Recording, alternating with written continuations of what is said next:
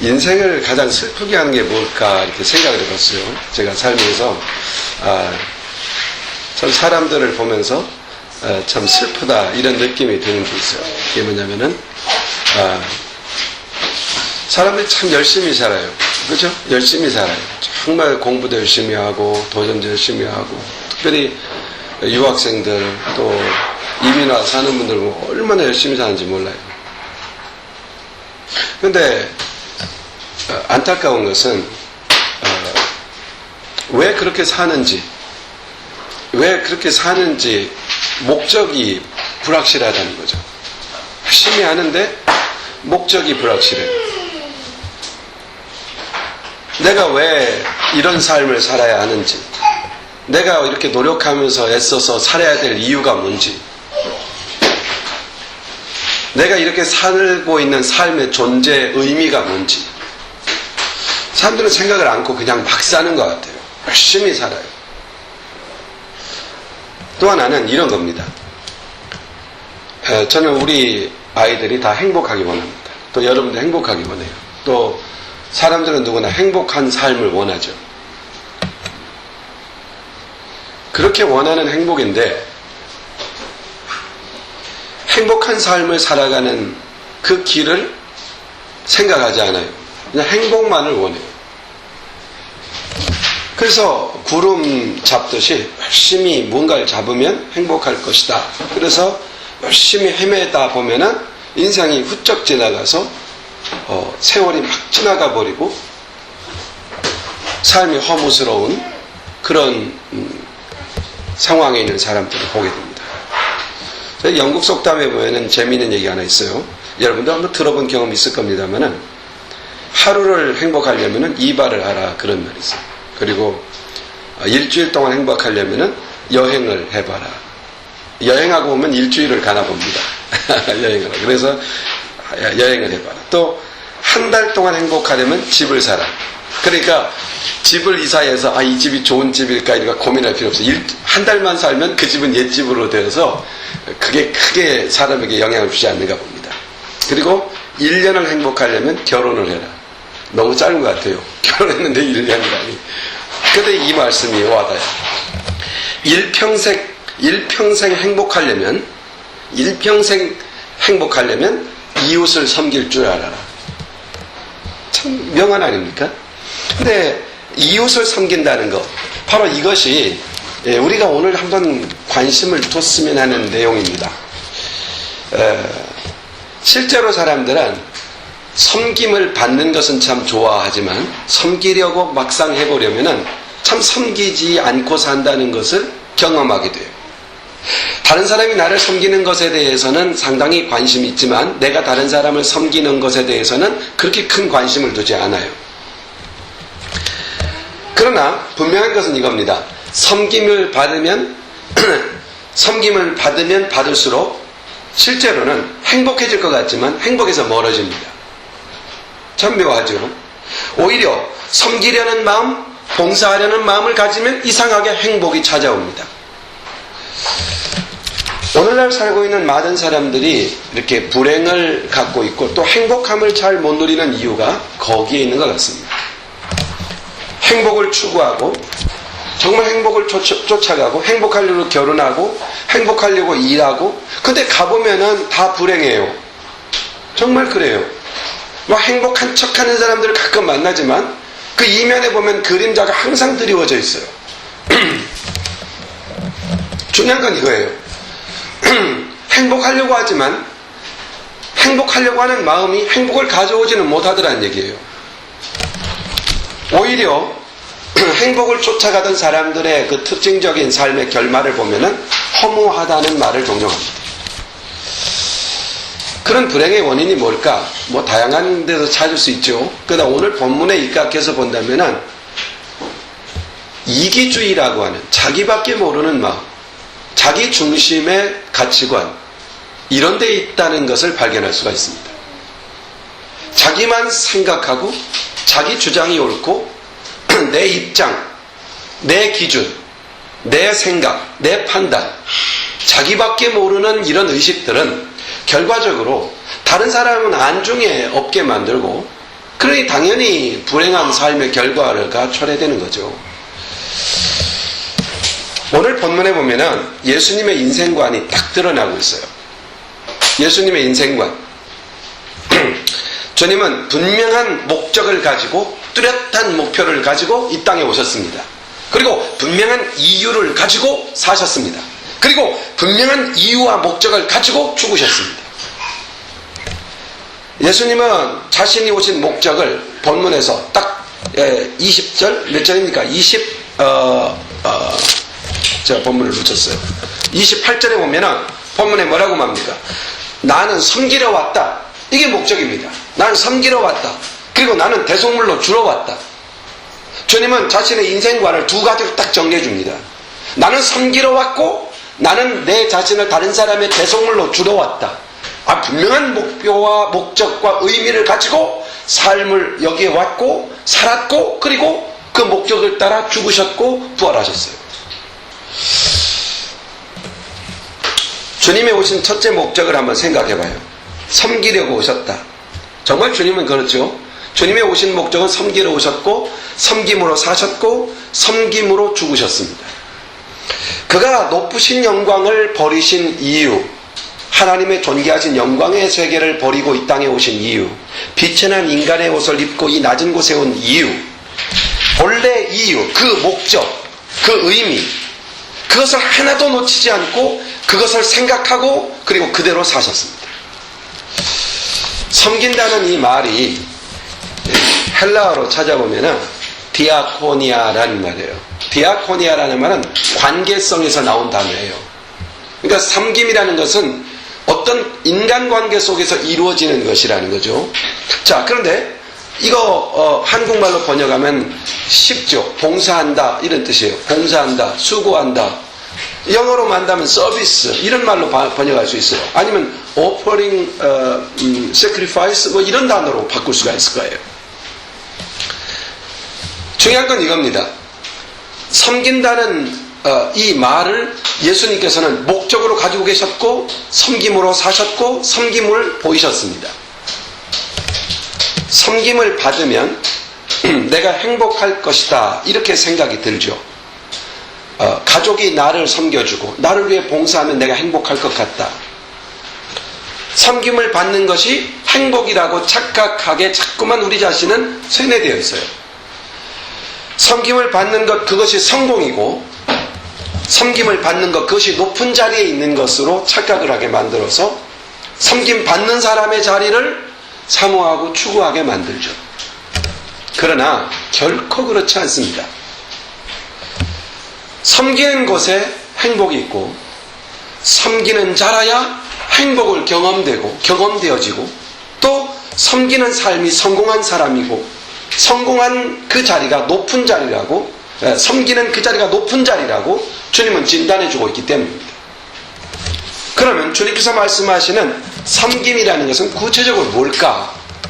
어떻게 섬기는 것일까? 섬김의 태도는 뭘까? 찾다 보니까 몇 가지 단어를 찾았어요. 그래서 제가 주보에다 적었는데 발렌티어 이 단어가 의미하는 게 뭡니까? 자원한다는 거죠. 진지심으로 자원하는 것이죠. 내가 스스로 자원하는 것. intentionally 내 안에서 내가 스스로 의지적으로 결정해서 하는 것. 다른 사람 인식하지 않고 다른 사람이 어떻게 나를 보느냐 보지 않고 내가 중심으로 자원해서 진심으로 내 의지의 결정을 따라 행하는 것이죠. 자, 우리 예수님께서 하나님 나라를 떠나서 이 땅에 오실 때 아버지께서 아들에게 말했죠. 내가 구속받을 백성을 선택했고 그 백성을 너에게 준다. 너는 가서 이 백성들과 함께 죽어줘야 되겠다. 그때 예수님께서 아버지 명령이니까 하겠습니다 그러고 온 게 아니고요. 아버지 명령이죠. 그런데 예수님이 오신 것은 우리를 사랑해서요. 우리를 위해서 예수님 자신이 자원하셨던 것이죠. 그냥 아버지가 하라고 하니까 시켜서 한 것이 아니라 자원해서 우리를 위하여 오신 분이 그리스도입니다. 그래서 우리는 그리스도의 사랑을 딱 깨닫는 순간 오 주님 사랑합니다 이렇게 말하게 되는 것이죠. 그 자원하는 마음. 자, 이런 게 있어요. 꼭 같은 행동인데 빼앗기는 게 있고 주는 게 있습니다. 꼭 같은 행동인데 내 마음으로부터 진심이 우러나서 주는 것은 뭡니까? 주는 겁니다. 근데 마음 없이 줘야 하는 건 뭡니까? 뺏기는 거예요. 그것은. 여러분, 섬김은 어떤 물리적 행동에 따라서 결정되는 게 아니에요. 내가 어떤 행동을 했느냐가 섬김의 내용의 기준을 정하는 게 아니라 내 마음 자세가 어떠냐라는 거죠. 내 마음이 정말 자원하고 있느냐? 내가 진심으로 하고 있느냐? 내가 스스로 결정과 결단을 내린 것이냐? 자, 우리가 세가족 모임 공부할 때 믿음이라는 단어를 공부했죠. 믿음이라고 하는 단어를 생각할 때 두 가지를 기억하라고 했죠. 결단과 위탁이라는 단어죠. 자, 결단과 위탁이라는 단어 둘 다 뭡니까? 의지적 결정입니다. 믿음은 우리의 의지를 그리스도의 말씀 앞에 굴복시키는 게 믿음이에요. 주님 믿습니다. 큰 믿음을 주십시오. 이렇게 기도했으면 성경으로 딱 돌아가서 말씀의 명령을 딱 잡아서 아멘 이대로 하겠습니다. 한번 시도해 보셔야 돼요. 그래야 이게 믿음의 역사라는 것을 보게 되는 거죠. 우리 주님이 말씀하신 섬김은 빼앗기던 것이나 또는 억지로 하는 것이 아니라 그냥 알지 못하고 무의식 가운데 해야 되니까 하는 것이거나 그런 것이 아니라 섬김 자체가 의도적이고 내가 다 알고 있고 그 고생도 그 아픔도 그 희생도 그 잃어버리는 것도 그 손해도 다 알고 다 알면서 그 일을 결단하고 그 일을 시행하는 것, 이게 뭡니까? 이게 섬김인 것이죠. 그래서 진정한 섬김에는 불평이 없어요. 불만이 없어요. 예를 들어서 오늘 식사당번 누구예요? 맛있는 거 해왔어요? 자, 식사당번이 왔어요. 우리 교회는 식사당번이 너무 어쩌다 오는 것 같아요. 그저 빠져가 막 돌아가야 막 불평도 하고 그럴 텐데 불평이 없어. 자, 이렇게 돼요. 예를 들어 이렇게 봐요. 식사당번이 돌아왔어요. 순서가 들어왔기 때문에 내가 식사당번을 한다. 그러면 이게 뭡니까? 이건 섬김이 아닙니다. 그냥 의무를 행하는 것이에요. 이건 섬김이 아니에요. 이런 섬김은 그냥 의무적으로 순서에 따라 시행하는 것이죠. 사실 이것도 교회 안에는 필요하겠죠. 교회 안에서는. 그러나 섬김의 의미는 아니에요. 무엇을 했느냐, 어떻게 살았느냐, 이것이 관건이 아니라 어떤 마음으로 했느냐, 어떤 마음으로 살았느냐, 바로 그것이 섬김을 좌우하는 시금석이라는 얘기입니다. 마음가짐으로 볼 때 사람들을 세 종류로 나누어 볼 수가 있어요. 이거 어떤 분이 이렇게 나눈 건데 제가 보니까 참 일리가 있어요. 사람에게는 아동기적인 사람이 있다는 거죠. 아동기. 이 섬김의 포인트를 맞춘 것 같아요. 아동기적인 사람. 이런 사람은 아동기의 특징이 뭡니까? 아동기. 어린아이들의 열망이 뭐예요? 소유예요. 다 내가 갖는 것이죠. 어린아이들은 좋은 게 있으면 무조건 가져야 돼요. 내가 가져야 행복한 것으로 알아요. 이런 아동기적인 삶을 살아가는 사람이 있다 이거죠. 그리고 두 번째는 청년기적인 삶을 산다는 거예요. 여러분, 청년의 특징이 뭐예요? 모험이죠. 어드벤처. 막 모험하는 열망. 뭔가를 알아내려는 열망. 도전하는 열망. 그래서 도전하고 이게 다 뭐예요? 경험이죠. 경험하는 데서 오는 어떤 열망을 가지고 있어요. 자, 그러다 보니까 이 젊은이들은 막 경험하는 데서 만족을 해요. 막 그래서 돈을 열심히 벌어서 여행에 투자하고 이렇게 해가는 거예요. 열망, 도전하는 열망, 경험하는 열망, 넓은 세계를 보고 넓은 세계를 품는 데서 오는 어떤 열망. 이게 바로 청년기적인 성향을 가진 사람이다 이렇게 평가해요. 그리고 마지막 하나가 있어요. 세 번째는 어른다운 인간이에요. 어른다운 사람. 여러분, 이 어른다운 사람이라고 표현하는 것은 인격적인 것을 열망하는 사람 이라는 표현으로 바꿔요. 인격적인 것을 열망하는 사람. 그러니까 생각해봐요. 그리고 인격적이에요. 나를 생각하고 상대편을 생각해요. 그리고 상대방의 입장에서도 생각해봐요. 그리고 그들에게 베풀 수 있는 것이 무엇인가를 생각해요. 제가 이제까지 지내오면서 이제 살아오면서 조그만 어떤 그 마음의 깨우침이나 아는 것이 있다면은 인생을 살면서 가장 중요한 게 뭘까? 마지막까지 남는 게 뭘까? 내가 이 인생을 살면서 정말 하나님 앞에 섰을 때, 또 내 인생을 마지막 인생의 장을 넘겼을 때 그때까지 남아있는 게 뭘까? 라는 질문을 자문해봐요. 성경을 보면서 큐티하면서 깨달은 게 있었어요. 그게 뭐냐면은 내가 누구로부터 어떤 은혜를 받았고 어떤 것을 가졌고 이런 것도 참 감사한 일이지만 제가 가장 보람있고 긍지 있을 수 있는 것들, 끝까지 남아있는 것들은 내가 다른 사람에게 무엇을 주고 있었느냐, 내가 진심으로 다른 사람에게 무엇을 베풀었느냐, 그것들이 끝까지 남을 것 같더라고요. 근데 성경에 보면 주님이 이런 말씀을 하셨어요.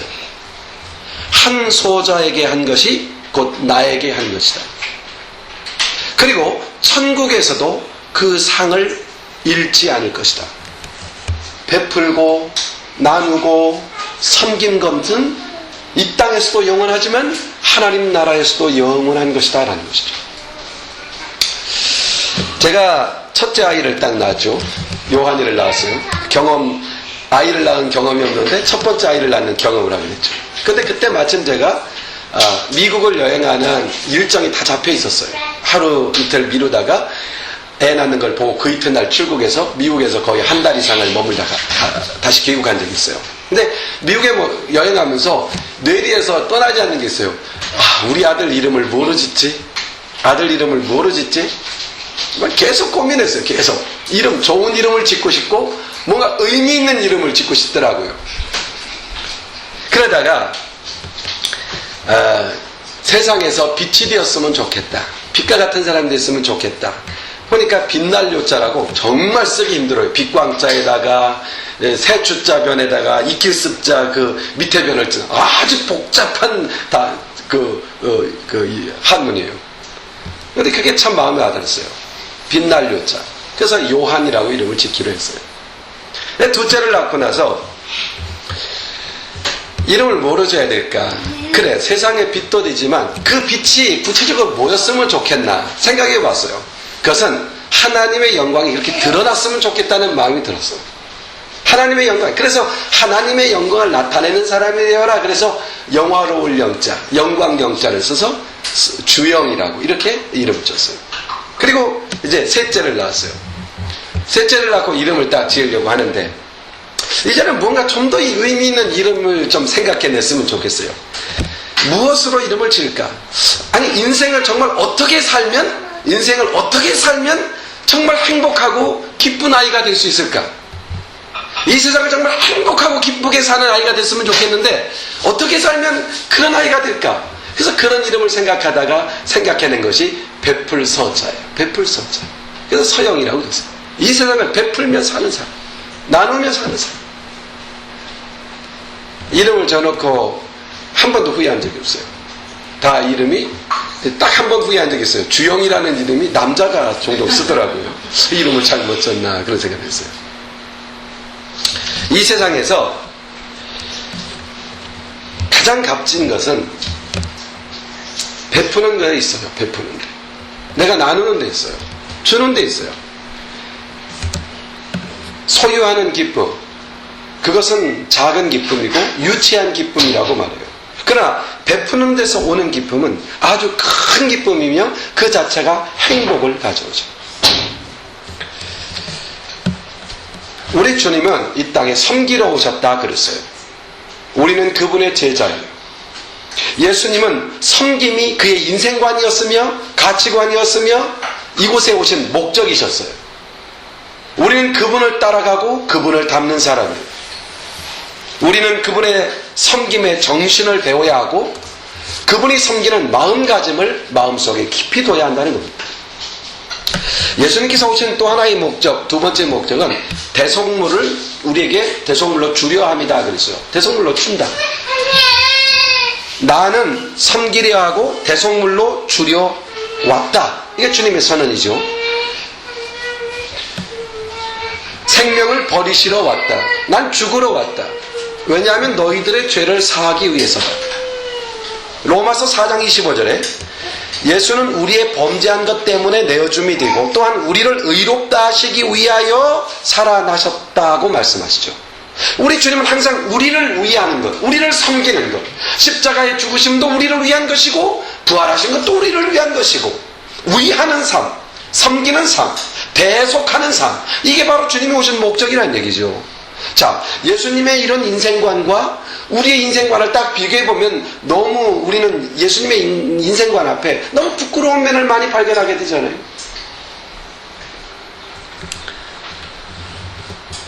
우리는 가끔 그런 생각을 해요.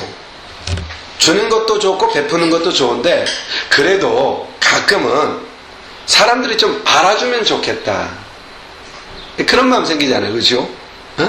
자, 누군가 알아주기를 원하는 마음이 조금씩 생기기 시작하죠. 봉사하면 할수록 생겨요. 예? 아유, 우리 지영 권사님 맨날 찬송 준비하고 기도 열심히 하는데, 아유, 우리 주영이 사이가 조금은 좀 알아봐 줬으면 좋겠는데, 예? 그런 마음이 있나요?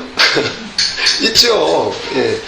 제가 설교를 준비하면서 설교를 좀 잘 좀 들었으면 좋겠는데 기대한 마음이 있죠. 근데 그건 사람을 알아주는 것과 좀 틀리죠. 근데 우리가 이제 섬김에 있어서는 그런 기대감은 나쁜 기대감이 아니죠. 근데 섬기는 일에 있어서는 왼손이 하는 걸 오른손이 모르게 하라고 하는 주님의 말씀이 있는데도 이상하게 섬기고 나면 그러면 그 사람을 통해서 뭔가 좀 알아줬으면 하는 마음이 생긴다는 거죠. 그러나 이런 섬김은 성경을 검토해 볼 때 절대 온전한 섬김이 아니라는 거죠. 온전한 섬김이 아니에요. 그러면 어떤 섬김이에요? 하나님께서 하신다. 하나님께서 알아주시면 됩니다. 이겁니다. 세상에서 우리는 열심히 일해야 됩니다. 돈도 많이 벌어야 됩니다. 그게 우리의 삶의 하나이기 때문입니다. 어떤 사람은 돈 버는 게 뭐 중요하냐, 주님의 일하는 게 중요하지, 뭐 이런 말을 합니다만은 그런 말은 맞는 말이 아니에요. 맥센스가 되지 않아요. 주님의 일도 열심히 하고 돈도 열심히 벌어야 되는 거예요. 이게 우리의 삶에 주어진 과제들이니까요. 근데 버는 것보다 더 중요한 게 있어요. 그게 뭔지 아시죠? 쓰는 거예요. 만약에 쓰는 것을 모르면서 돈을 번다면 이건 상당히 문제점이 생기게 돼요. 믿음의 사람들에게 바로 이 태도, 돈을 잘 벌고 또 돈을 잘 쓰는 법을 이해하고 배워야 돼요. 자, 사도행전 20장 35절 주보에 나와 있는데 같이 한번 읽어봐요. 사도행전 20장 35절 같이 읽습니다. 시작. 범사에 너희에게 모범을 보여노니 곧 이같이 수고하여 약한 사람들을 돕고 또 주 예수의 친히 말씀하신 바 주는 것이 받는 것보다 복이 있다 하심을 기억하여야 해요. 뭘 기억해요? 주는 것보다 아니 거꾸로인데, 주는 것이 받는 그렇죠. 주는 것이 받는 것보다 복이 있다. 이렇게 주님 말씀하시죠. 자, 주는 자가 받는 자보다 복이 있다. 이게 주님의 말씀입니다. 우리 딸 주영이가 아르바이트를 시작했잖아요. 방학동을 시작했어요. 2, 3이라는데 처음에는 6불 50전을 받더니 비로소 이번 주부터 7불 50전으로 7불 25전으로 아주 그 25전씩이나 아주 이렇게 딱 50센트? 이렇게 올랐어요. 하여튼 정확하게 7불 50전을 받아요. 지금 현재. 근데 그걸 벌으면은 한 주간에 한 200불 벌고 또 200불 못 벌 때도 있고 그래요. 그러니까 그 번 걸 차근차근 모아뒀나 봐요. 아마 우리 집사람이 그 전화세하고 전기세를 내야 되는데 아마 부족했나 보죠. 너 혹시 이번 달만 너 혹시 모아둔 게 한 400불 정도 되니? 이렇게 물었어요. 있다는 거죠. 그래서 쓰겠다고 그래요. 그래서 그러니까 주영이가 그것을 엄마한테 줬대요. 400불을 줬대요. 그래서 내가 주영이한테 물어봤어요. 엄마가 언제 갚아준다고 하더냐고. 그랬더니 얘가 갑자기 자존심 어린 말투로 이런 식으로 말하는 거죠. 내가 아직 어린애인 줄 아느냐고. 내가 아직 어린애인 줄 아느냐고. 아멘. 아주 뿌듯했어요. 네. 버는 것도 중요해요. 그런데 쓰는 것은 더 중요해요. 아주 중요한 것이죠. 이런 재밌는 얘기가 있어요. 요즘 우리가 성경 공부를 주일날 오후에 하잖아요. 근데 오늘은 성경 공부보다는 역사 공부를 많이 하게 될 것 같아요. 왜냐면 신구약 중간사를 공부해야 되니까. 근데 그 중간사를 공부하다 보면은 고레스라고 하는, 키루스라고 하는, 일반 사회 역사에서는 키루스라고 말해요. 키루스. 근데 우리 성경에는 고레스라고 이름이 적혀 있는 그런 페르시아의 태조왕이 나오죠. 근데 이 페르시아 왕이 지중해 동북부 지역을 다 장악하고 팔레스틴을 정복하고 애국까지 정복해요. 막 이렇게 거대한 나라로 발전하게 돼요. 근데 이 사람이 이제 나라를 정복해 가다가 큰 전투가 벌어졌어요. 근데 전투를 벌어졌는데 그 전투에서 한 나라의 왕자가 진두지휘하고 있는 걸 보고 그 왕자의 군대를 쳐서 왕자와 그 가족들을 다 사로잡았어요. 한 성을 침범해 쳐들어가서 왕자와 왕자비와 그리고 아들을 잡아서 이제 고레스 왕으로 앞으로 끌고 온 거죠. 이제 판단을 내리게 돼요. 적군이니까 당연히 죽여야죠. 그래서 딱 이제 죽일 것인가 살릴 것인가 신문하는 그 과정이 있어요. 근데 고레스 왕이 이런 질문을 던집니다. 만약에 내가 너를 오늘 이 자리에서 죽이지 않고 너를 살려보낸다면 너는 나를 위해서 무엇을 해주겠느냐. 그러니까 이 왕자가 곰곰이 생각하다가 입을 열어 말합니다. 만약 왕께서 저를 살려서 돌려보내신다면 제 소유의 모든 성과 그리고 지역을 절반을 나누어 왕께 바치겠습니다. 고레스 왕이 그 말을 듣고 눈을 그 자녀에게 돌려요. 아들에게 돌려서 아들을 보면서 아들을 불러서 앞에 세우고 물어요.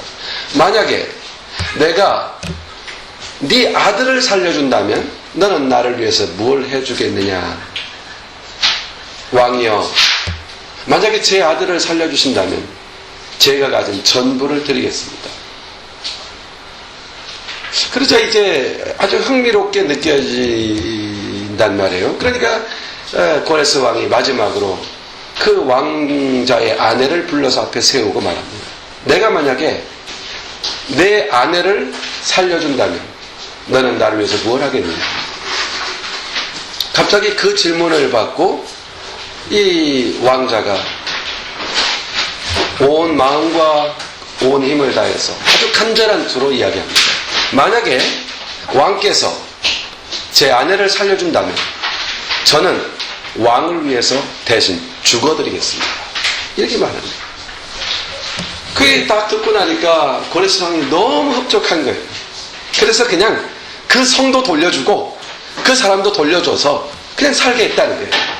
이제 돌아왔으니까 얼마나 기분이 좋아요. 자, 왕자가 성을 다시 되찾고 그날 저녁에 백성들도 와서 조차란 파티를 엽니다. 파티하는 자리에서 이 왕자가 상기된 마음으로 아내에게 이렇게 말합니다. 여보, 내가 오늘 그 키루스 왕, 고레스 왕을 봤을 때 정말 그의 용맹스러움과 그 풍채와 그 인격과 그의 결단력 있는 모습에 난 정말 반했어. 정말 멋진 왕이 아니오? 당신은 어떻게 보았어? 이렇게 물었다는 거죠.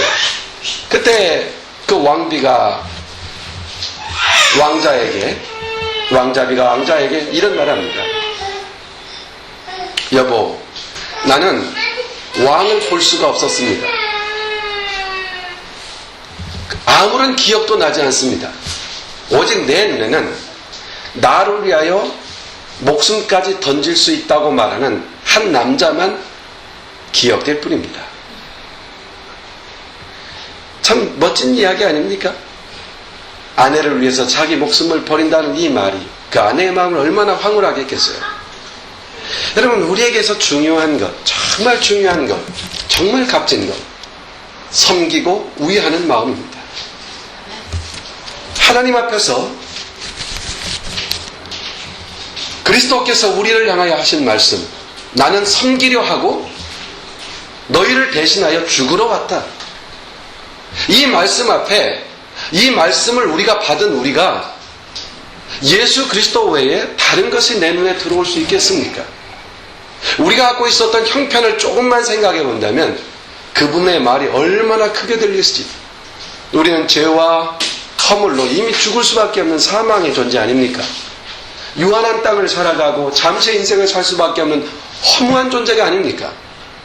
그런데 그리스도께서 우리에게 찾아와서 나도 모르는데, 난 그분을 생각지도 못했는데 일방적으로 와서 나를 위해서 죽어주고 나를 위해서 대신하시고 내게 영생을 주시고 의로움을 주시고 하나님 나라를 주셨어요. 도대체 이게 있을 법한 일이냐는 거죠. 이게 상상이라도 가능한 일입니까? 그런데 그 일이 우리에게 있습니다. 우리는 이것을 아셔야 합니다. 우리를 위하여 죽으신 예수 그리스도께 내 마음의 초점을 맞추는 것, 그리고 그리스도의 삶의 모범을 생각하고 그의 삶을 따르고자 하는 결심, 이것이 그리스도인의 생활입니다. 이것이 그리스도인의 삶의 자세예요. 특별히 예수께서 어떻게 살았는지, 어떻게 죽었는지, 그가 얼마나 무엇을 행복해 했는지, 또 무엇을 하심으로 행복해 하셨는지, 예수 그리스도를 본받고 따르고 배우는 사람, 이게 저와 여러분입니다. 예수님은 말씀하십니다. 내가 곧 길이요 진리요 생명이다. 그리고 나로 말미암지 않고는 아버지께로 올 자가 없다. 우리가 본받고 따라갈 유일한 분이 예수 그리스도 자신임을 예수님 자신도 밝히셨습니다. 그렇다면 예수님께서 우리에게 보여주신 그 길이 뭡니까? 오늘 심플하게 이 두 단어가 있지만 한 단어만 마음속 깊이 새기기를 원해요. 이 뭐냐면 내가 너를 섬기러 왔다. 즉 예수님에게서 배워야 될 아주 중요한 삶의 모습, 그건 뭡니까? 섬기는 것이에요. 섬기는 것. 가족 간에 서로를 섬기고 이웃을 섬기고 나와 관계된 사람들을 섬길 수 있는 것. 그러면 이렇게 말할 것입니다. 너는 그리스도의 제자다. 주님은 그렇게 말씀하실 것입니다. 예수님께서 친히 하신 말씀 요한복음 12장 24절 한번 주보에 나와서 같이 한번 읽어보시겠어요? 읽어봅시다. 시작. 내가 진실로 진실로 너희에게 이르노니 한 알의 밀이 땅에 떨어져 죽지 아니하면 한 알 그대로 있고 죽으면 많은 열매를 맺느니라. 이것이 주님의 말씀입니다. 주님이 보여주신 길이고 주님의 행복이죠. 한 알의 밀알이 땅에 썩어 떨어져 썩지 아니하면 그야말로 자기 희생이죠. 섬기는 삶이죠. 그 씨를 보면은 이게 씨에 눈이 있고 나머지는 그 영양분을 담고 있는 배젖이라고 하나요? 그런 걸로 구성되어 있죠. 씨가 싹이 틀려면은 이 씨가 썩어서 흐물흐물해져야 이것이 바로 싹이 트는 밑거름이 되는 거, 그 얘기하는 거예요. 그러니까 우리가 우리 자신이 섬기기 위해서 쓸모있는, 다른 사람에게 필요한, 다른 사람을 위하는, 다른 사람을 섬기는, 그렇게 할 때 예수님은 우리에게 이럴 것입니다. 너는 참 나를 많이 닮았구나, 이렇게 말씀하실 거란 얘기죠. 오늘 말씀을 정리하면서 섬기는 삶이라고 하는 주제로 말씀드렸고, 이 말씀을 마음에 새겼으면 좋겠습니다. 이 시간 이후로 저와 여러분이 살아가는 삶의 모습, 그것을 한마디로 정리하라, 이렇게 주님이 말씀하신다면 저는 주님을 닮아서 섬기는 삶을 살겠습니다. 이게 여러분의 대답이 되기를 주님의 이름으로 축원합니다. 기도하겠습니다. 하나님 아버지, 고맙고 감사드립니다. 이렇게 주일날 함께 모여 찬양하게 하시고 기도하게 하시고 말씀을 묵상하게 하시고 오늘 말씀을 통하여 섬기는 삶에 대하여 말씀해 주시니 감사합니다. 예수님께서 그러하셨듯이 우리도 서로를 섬기며 이웃을 섬기며 교회를 섬기며 나라를 섬기며 우리에게 맡겨진 모든 과제들을 섬기고 주어진 환경에서 예수님처럼 섬기는 자세를 잃지 않고 살아갈 수 있도록 은혜를 베풀어 주시고 성령의 능력이 임하여 우리의 믿음이 강렬하여짐으로 믿음으로 섬김의 행동을 나타낼 수 있는, 섬김의 마음가짐으로 살 수 있는 우리 모두가 되도록 축복해 주시옵소서. 예수 그리스도의 이름으로 간절히 기도하옵나이다. 아멘. 아멘. 주여 감사합니다.